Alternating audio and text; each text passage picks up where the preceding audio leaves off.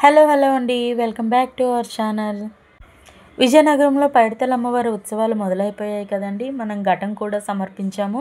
ఆ వీడియో చూడకపోతే మన ఛానల్లో ఉంది, చూసేయండి ఒకసారి వెళ్ళి. ఇప్పుడైతే మేము సిరిమాన్ సంబరం చూడడానికి వెళ్తున్నామండి. ఈవినింగ్ 6:30కి స్టార్ట్ అయ్యాము. ఇంటి దగ్గర నుండి చాలా దగ్గర, సో నడుస్తూ వెళ్తున్నాము. అందరూ సరదాగా ఉంటుందని. అరౌండ్ 15 to 20 minutes పట్టింది అంతే.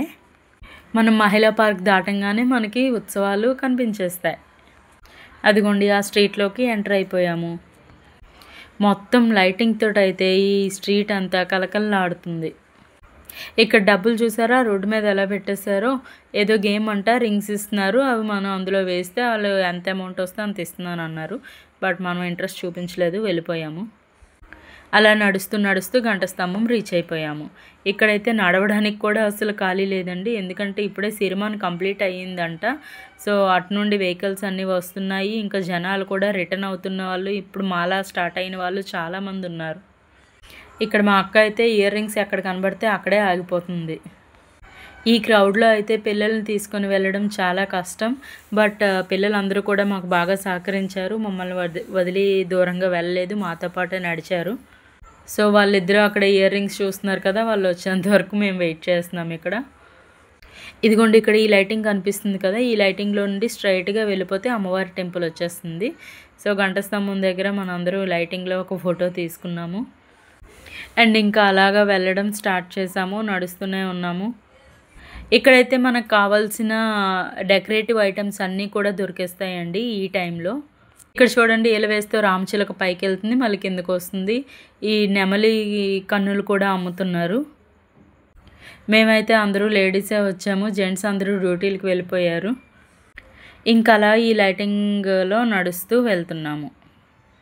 చూడండి జనాలు ఎంతమంది ఉన్నారో, అసలు నడవడానికి కూడా ఖాళీ లేదు.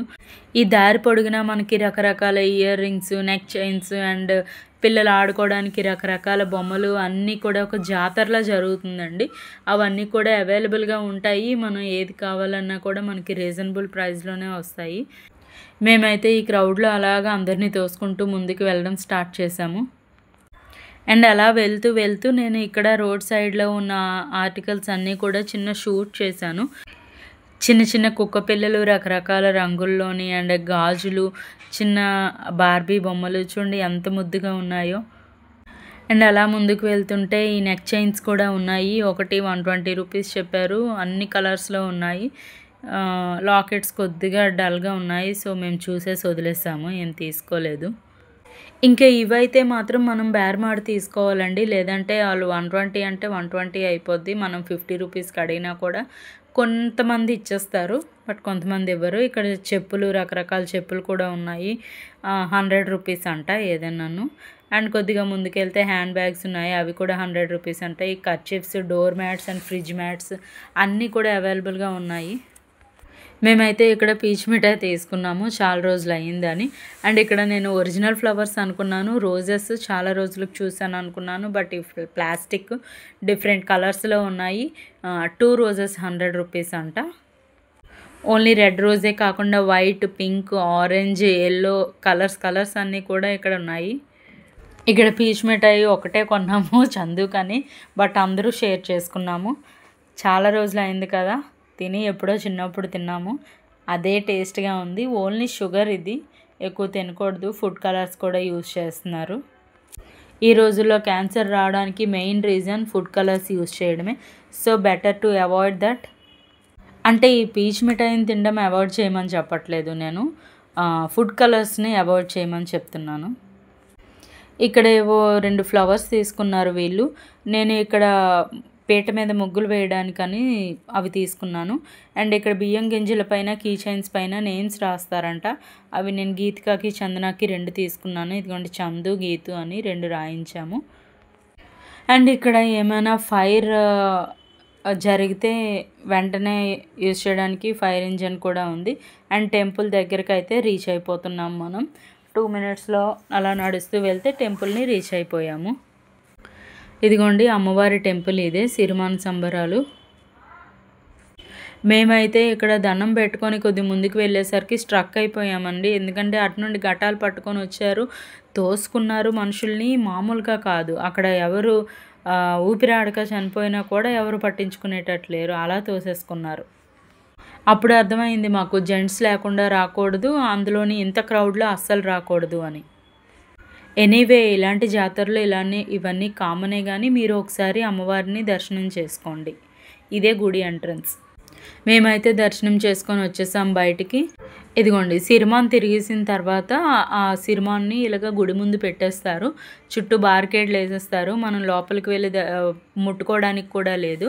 ఆ పైనే పూజారి గారు కూర్చుంటారు.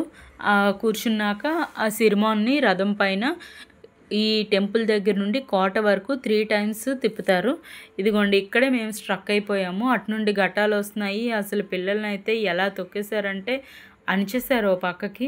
మేము ఇంకా వాళ్ళకి సెక్యూరిటీగా కొద్దిగా అలా వాళ్ళని లోపల పెట్టేసి మేము వాళ్ళకి కొద్దిగా ఫ్రీగా ఉంచుతూ వీళ్ళని అడ్డుతున్నాము. సో ఈ ఘటాలు వెళ్ళినంత వరకు అయితే మాకు అక్కడ నుండి మూవ్ అవ్వడానికి అస్సలు అవ్వలేదు. మినిమం 15 to 20 minutes అక్కడే స్ట్రక్ అయిపోయాము. వీళ్ళంతా ఒక ఏరియా వాళ్ళే అనుకుంటాము, చాలామంది పట్టుకొచ్చారు. చూడండి మీరు కూడా ఒకసారి దండం పెట్టుకోండి, అమ్మవారి స్వరూపమే ఘటం అంటే. చూడండి అందరూ ఎంతమంది వచ్చారో ఒకసారి. ఈ క్రౌడ్లో అయితే నాకు వీడియో తీయడానికి సరిగ్గా కుదరలేదు, బట్ నేను చాలా వరకు ట్రై చేశాను. ఇదిగోండి ఇన్ని ఘటాలు వస్తున్నాయంటే ఇవన్నీ ఒక ఏరియాలోనే అయి ఉంటాయి. అండ్ వెనకాతల పులివేషాలతో కూడా వచ్చారు వాళ్ళు. వెనకాతలు ఉన్నాయి అవి పులివేషాలని షూట్ చేయడం కుదరలేదు. చెప్తున్నాను కదా మీకు ఎంత క్రౌడ్ ఉందని.